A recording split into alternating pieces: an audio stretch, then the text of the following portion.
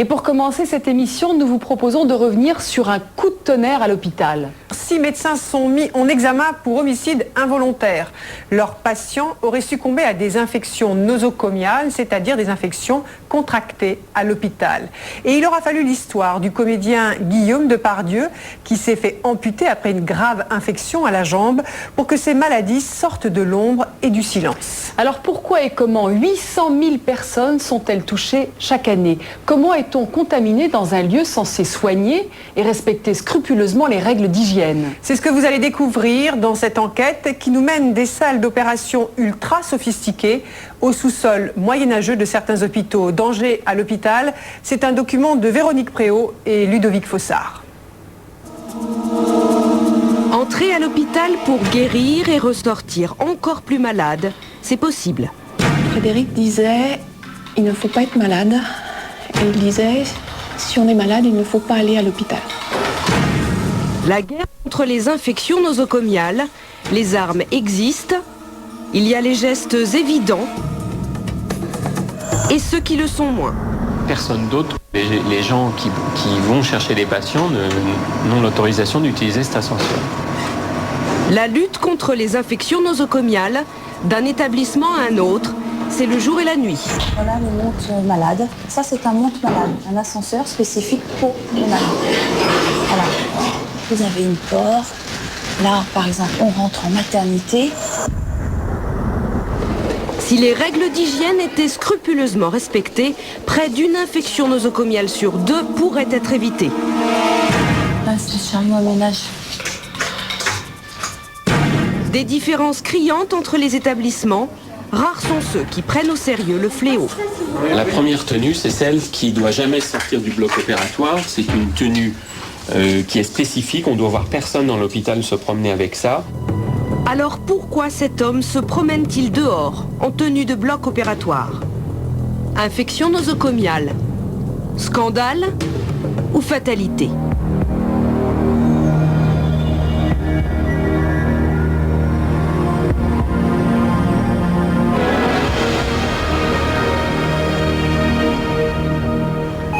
Infection nosocomiale des milliers de victimes comme Tanguy. Ce bébé est né prématuré et la sonde qui l'a sauvé l'a aussi infecté. À cause de cette sonde, Tanguy est aujourd'hui handicapé.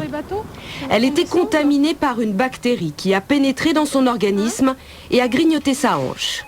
À droite, c'est normal. À gauche, la tête de fémur a disparu. Aujourd'hui, Tanguy a 6 ans et sa mère ne comprend toujours pas ce qui s'est passé. Je ne comprends pas comment on peut aller dans un hôpital et en sortir très malade et handicapé à vie, ce qui est arrivé pour Tanguy. Comment un geste qui sauve peut-il briser une vie? Pour comprendre, nous nous sommes rendus dans le 20e arrondissement de Paris, à l'hôpital de la Croix-Saint-Simon. Ici, la lutte contre les infections nosocomiales a été déclarée priorité absolue. Cet homme s'appelle Patrick Mahmoudi.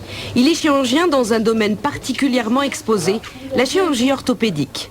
Depuis plus de 20 ans, Patrick Mahmoudi est obsédé par les microbes. Ceux qu'on a sur nous sont les plus importants et ceux-là, il faut les éliminer en changeant de tenue, en s'habillant d'une façon spécifique, en se lavant les mains et en prenant beaucoup de précautions pour ne pas toucher quelque chose qui est sale et après le mettre dans le patient. Ce matin-là, nous avons suivi Patrick Mahmoudi au bloc opératoire sur son invitation. Ce que vous allez voir ici, c'est ce qui se fait de mieux, ce qui devrait se pratiquer partout. La chasse aux bactéries, mode d'emploi. La bactérie qui arrive par nous, par la chaussure, par nos cheveux, par notre peau, elle va contaminer le patient par voie aérienne, c'est-à-dire qu'elle se balade sur les poussières. Voilà. Et ce sont les poussières de l'air qui propagent les bactéries dans le champ opératoire et dans le patient.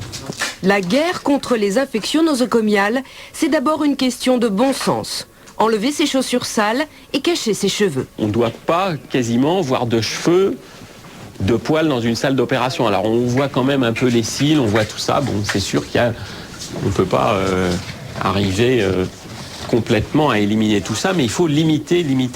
Alors aussi, évidemment, il y a l'air que vous exhalez, qui peut être contaminé, donc vous devez absolument mettre une bavette et la garder en permanence. Dès que vous passez la porte du bloc opératoire, on doit voir personne dans un bloc opératoire se balader sans bavette. Ici, pas de gendarme, pas de radar, mais la conscience professionnelle de chacun et un peu de discipline. Pour ceux qui seraient tentés d'oublier, un panneau vient le rappeler, le lavage des mains est obligatoire pour tous. C'est un lavage de décontamination, c'est pour pas rentrer dans le bloc opératoire les microbes que vous avez partout, dans le métro, dans l'ascenseur, en serrant 10 mains en arrivant à l'hôpital, etc. Donc là, vous devez vous laver les mains. Alors, on se lave les mains tout simplement, hein, c'est pas quelque chose de compliqué. On se lave les mains comme on doit tous se laver les mains chez soi, plusieurs fois dans la journée. Le lavage des mains, un geste répété à l'infini. Un geste banal, mais un geste qui sauve. Et ça n'est pas tout.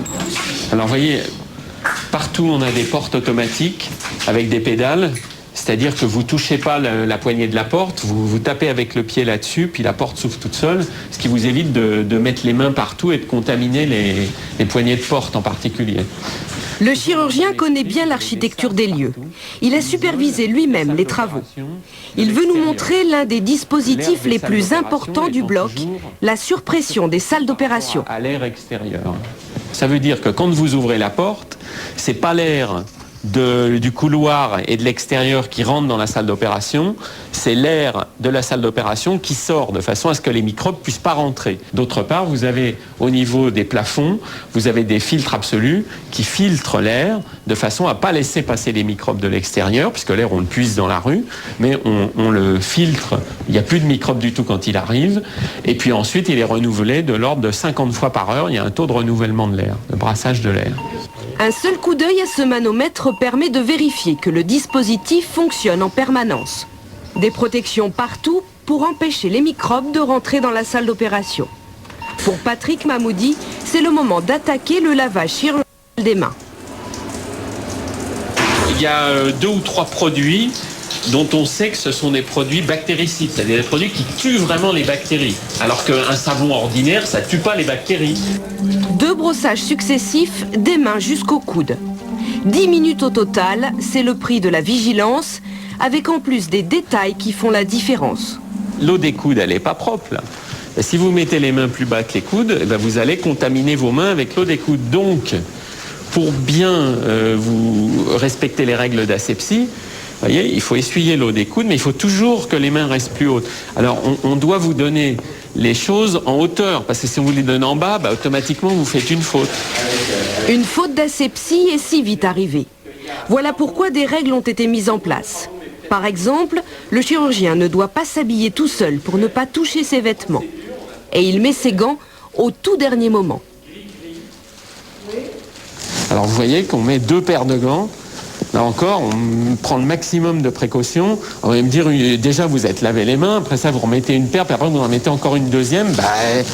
C'est parce qu'on veut au maximum éviter les contaminations du foyer opératoire au moment où on opère. Ici, la protection est maximale. Et pourtant, même quand toutes les règles sont appliquées à la lettre, des microbes parviennent toujours à se faufiler dans la plaie. Difficile à admettre, mais le risque zéro n'existe pas. L'hôpital n'est pas une bulle stérile, isolée des bactéries. Ces bactéries, Nicole Desplaces les observe depuis plus de 20 ans. Elle est microbiologiste à la Croix-Saint-Simon. Elle connaît bien les microbes responsables d'infections, en particulier le staphylocoque doré, numéro 1 au hit-parade des infections osseuses.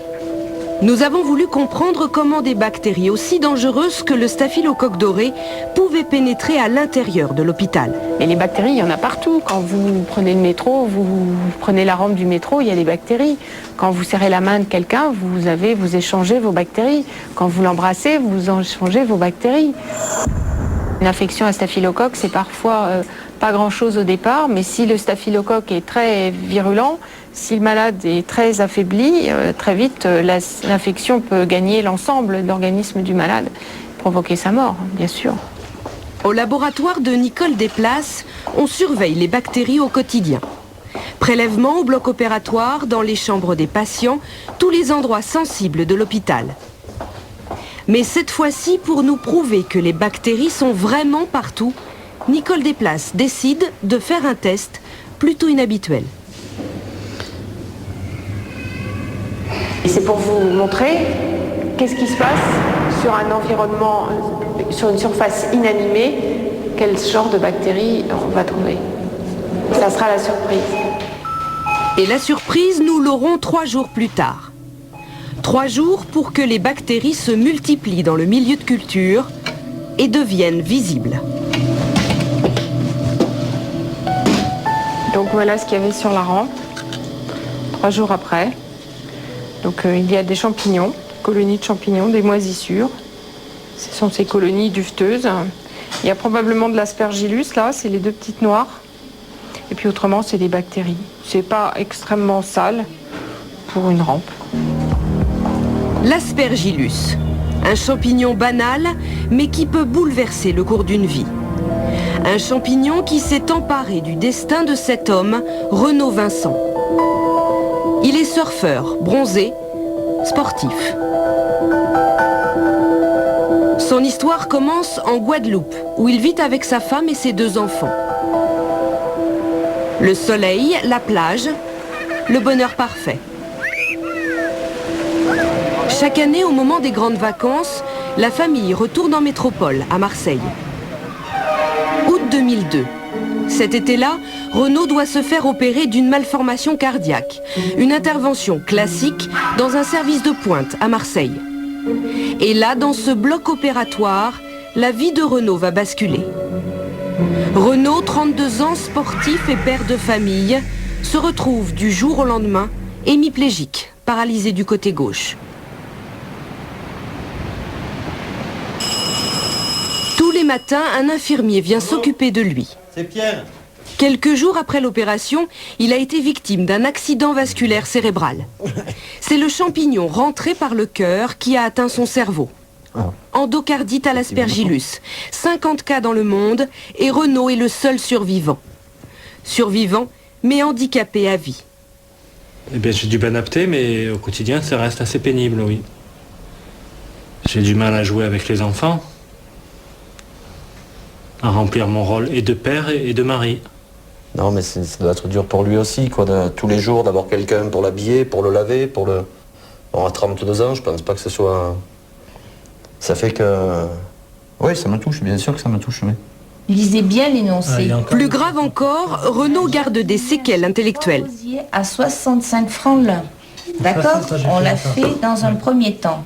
Renaud a du mal à mettre de l'ordre dans ses souvenirs. Mais je sais plus, moi, comment on fait les multiplications. Vous l'avez su.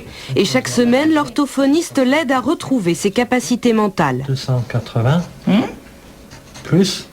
Lorsque je participe à des repas avec des amis, j'ai du mal à suivre la conversation pendant tout le repas.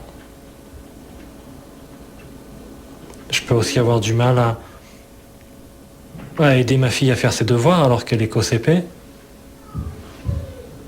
Ou bien à faire des raisonnements pourtant simples. Donc pour tout ça, oui, j'ai encore du mal. Aujourd'hui, la Guadeloupe n'est plus qu'un souvenir. La famille Vincent vit à La Ciotat, à 20 minutes de Marseille. Une nouvelle vie à laquelle il a bien fallu s'habituer. Elisabeth, la femme de Renaud, est encore sous le choc, car pour elle, le rêve est brisé. C'est une vie complètement bousculée et complètement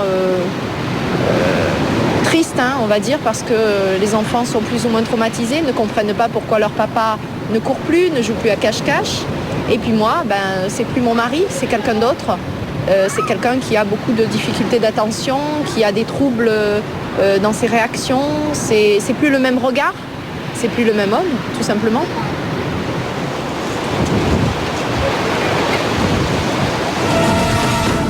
À l'époque, l'affaire fait grand bruit. Un homme est mort et on ne sait pas encore si Renaud va s'en sortir. Tous deux étaient dans la même salle d'opération, au 7e étage de l'hôpital de la Timone. Que s'est-il passé? Elisabeth exige des réponses. Elle vient d'en obtenir avec le rapport du comité de lutte contre les infections nosocomiales qui dénonce